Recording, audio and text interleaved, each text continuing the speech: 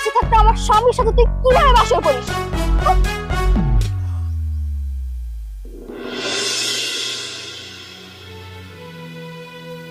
ইচ্ছায় হোক অনিচ্ছায় হোক, ঘটনা একটা ঘটে গেছে। এই ঘটনা তো আর আমরা পরিবর্তন করতে পারবো না।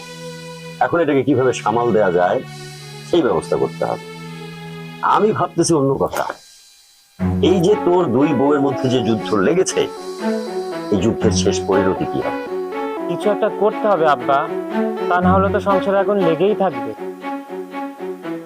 কি করব বল?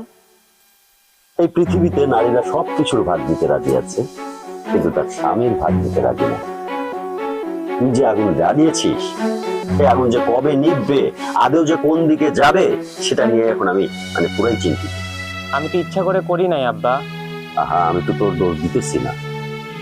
পরের দিন যেতে নেই, পর্যবেক্ষণ করি পরিস্থিতি কোন দিকে যায়, তারপর একটা বিহিত করা যায়। কয়েকদিনের কথা বলছো আব্বা?